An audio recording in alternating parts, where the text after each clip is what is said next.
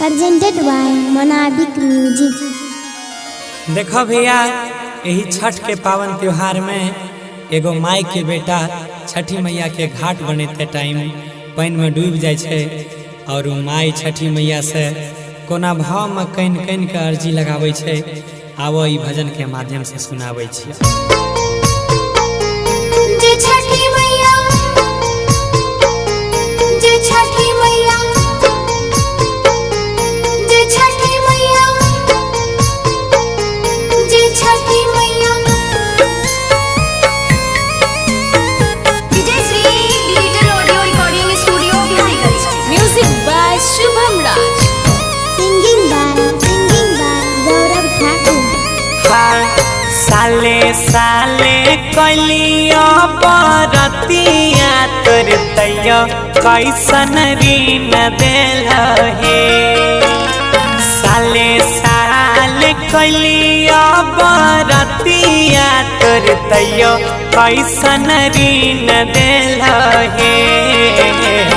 एके गोता बेटा रहे छठी मैया भोला किया छीन लेल हे। तोहारे दिहाला का खेलौना रहे भोला किया छीन लेल हे। जय छठी मैया, जय Chhathi Maiya. Vijay Shri digital audio recording studio Biharigunj.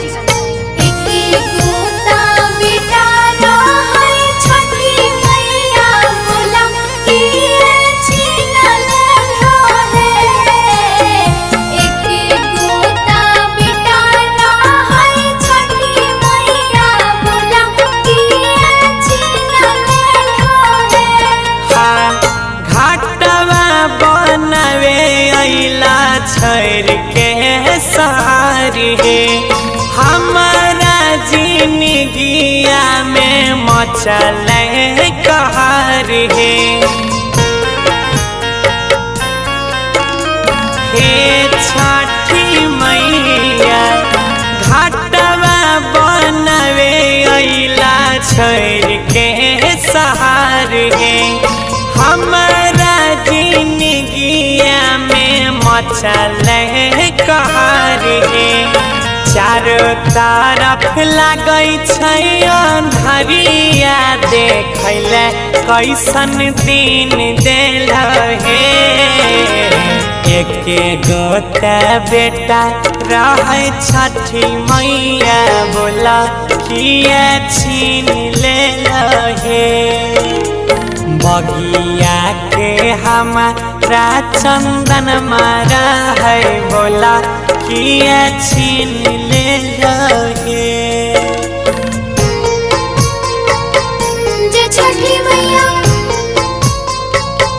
जय छठी मैया। presented by Monabic Music। Vijay Shri digital audio recording studio Biharigunj.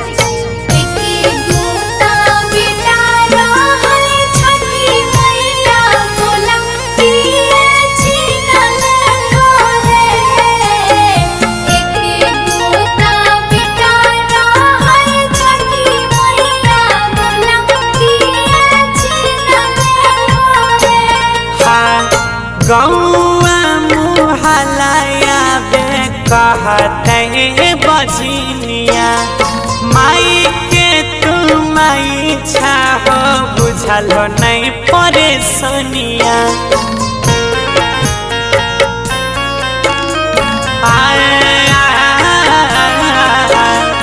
गौआ मुहलाया कहते बजनिया गलती सलती माफ करा लगा सरनिया। राइटर सुनु गौरव कहै छला अब नहीं देखै है कैसन सी मनवा के आसरा पुराई दिहा पूजा करब मैया रात दिन। सुना लागै छलै मोरी अंगनवा जल्दी से उगाई दई नहीं कीरी।